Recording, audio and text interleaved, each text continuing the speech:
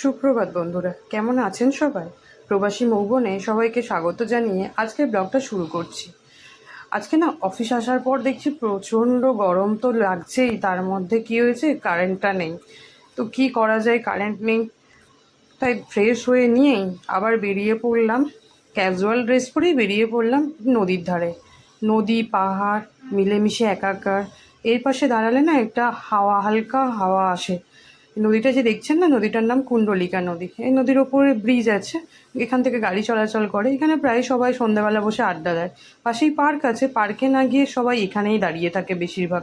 তো যাই হোক, এখানে দাঁড়িয়ে থেকেই আমরা বন্ধুরা মিলে বলা কওয়া করছি আজকে আর এই গরমে রান্না হবে না, চলো আজকে বাইরে খাওয়া হবে।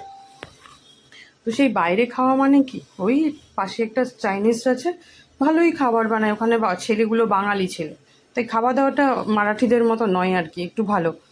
তো আজকে ওখানেই যাবো ঠিক করলাম। তো তার জন্য কি হবে, বাড়ি যেতে হবে, গিয়ে আবার ফ্রেশ হতে হবে, কারণ এটা তো ক্যাজুয়াল ড্রেস পরে এসেছি। তাই বাড়ি চলে গেলাম। বাড়ি গিয়ে একটুখানি শুধু জামাটা চেঞ্জ করেছি, করে একটু মুখে একটু পাউডার লাগিয়ে নিয়েছি, নিয়ে আর ওই যাওয়ার জন্য তারা দিচ্ছে, তাই রেডি হচ্ছি। তো পাউডারটা লাগিয়ে নিয়েছি, বিশেষ কিছু না, একটা হালকা ফেস পাউডার লাগিয়েছি, নিয়ে রেডি হয়ে নিচের দিকে চলে গেলাম। মানে সিঁড়ি দিয়ে এবার নিচের দিকে যাচ্ছি।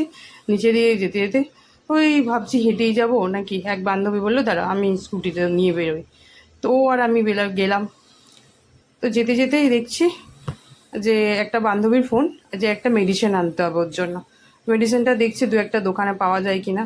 তো যেতে যেতে দেখছি রাস্তায় না প্রচণ্ড শূকরের বাচ্চাগুলো ওদিক ওদিক ঘোরাঘুরি করছে। তোকে বললাম সাবধানে যেতে।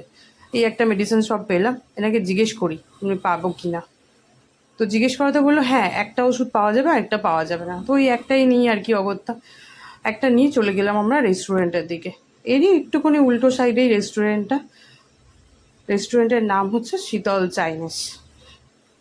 চাইনিজের দোকান, মারাঠির দোকান, কিন্তু বাঙালি ছেলেরা পরিচালনা করে। দুটো বাঙালি ছেলে আছে যারা পরিচালনা করে, ভালোই সেটা। এই যে বাবা, দোকানটা দেখছি তো ফাঁকা ফাঁকা লাগছে। কেউ আছে তো নাকি, না দোকান বন্ধ? দেখি ভেতরে ঢুকে দেখছি না দু একজন লোক আছে। অ্যাকচুয়ালি জিজ্ঞেস করার পর উনি বললেন এখানে বেশিরভাগ তো আজকে রানিং ডেটে সবাই ওই ফোনে ফোনেই বুকিং দেয়। তো এই সিটটা বসবো ঠিক করলাম বাইরের দিকে, কিন্তু বাইরের দিকে হাওয়া চলছে না বলে বললো ভেতরে বসতে। ভেতরে বসি। এই ভেতরে দেয়ালে দেখুন ছত্রপতি শিবাজির ছবি, শিবাজির শাসনকালটা তুলে ধরা আছে। তাই ও কাউকে দেখতেও পাচ্ছি না, অর্ডার দেবো এই বলে ডেকে দিলাম। তো একটা আমাকে মেনু কার্ড ধরিয়ে দিল। এটা দেখতে দেখতে আপাতত স্যুপের অর্ডার দিয়ে দিয়েছি। ভেজ মাঞ্চুরিয়ান স্যুপ বলেছিলাম, কিন্তু সেটা নেইনি, চিকেন মাঞ্চুরিয়ান স্যুপ নিয়েছি। স্যুপটা স্টার্টারে আসুক, তারপর মেন কোর্সটা আসবে। মেন কোর্সে অর্ডার দিয়েছি চিলি চিকেন আর মিক্সড ফ্রাইড রাইস। স্যুপ এসে গেছে, স্যুপটা আমি খেতে শুরু করেছি। তার মধ্যে বলি না, মাকে ফোনটা করে নিই, কারণ রাত হয়ে যাচ্ছে তো। তো মাকে ফোন করতে করতেই স্যুপ খাওয়াটা শুরু করে দিলাম। তো স্যুপটা না ঝাল ঝাল একটু লাগছিল, সেজন্য মুখটা ওই রকম করছি আর কি। মানে আমার আর কি ঝাল লাগে না, কিন্তু আজকেরটা দেখছি ঝাল ঝাল লাগছে। তার মধ্যে গরমও ছিল, মানে স্যুপটাও গরম আর এমনি গরমও লাগছে। তো স্যুপটা খাওয়া প্রায় শেষের পর্যায়ে এসে গেছি। দেখলাম মেন কোর্স চলে এসেছে। তো তাড়াতাড়ি করে খেয়ে নিই মেন কোর্স। খেয়ে নিয়ে ভাবছি না আজকে একটু আইসক্রিমও খাবো, গরম লেগেছে তো, তাই কী খাবো না খাবো ভেবে পাই না।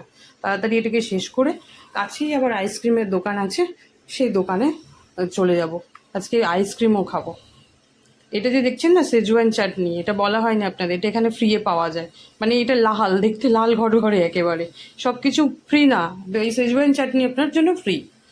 তো এই হলো বালাজি আইসক্রিম। বালাজি আইসক্রিমের পাশেই দেখুন একটা ফলের দোকান, বড় ফলের দোকান। কি ফল নেই দোকানটার মধ্যে, মানে সব রকম ফল পাওয়া যায় এই দোকানটাতে। আর এই বালাজি আইসক্রিম, ওরে বাবা, এখানে তো যত রাত বাড়ে তত ভিড় বাড়ে। রাত 12টা 1টাতেও আমরা একবার এসেছি, দেখছি এখানে আইসক্রিম খেতে, তখন প্রচণ্ড ভিড়, সব গাড়ি নিয়ে দাঁড়িয়ে থাকে আর রাতের আইসক্রিম খাওয়ার জন্য। যাই হোক, দুটো আইসক্রিম নিয়ে নিলাম। আচ্ছা, এই ফালুদাটাকে কলকাতাতে কি বলে সেটা জানাবেন তো। যাই হোক, ভালো থাকবেন, সুস্থ থাকবেন। দেখা হচ্ছে আগামী কোনো ব্লগে। এখানেই শেষ করলাম।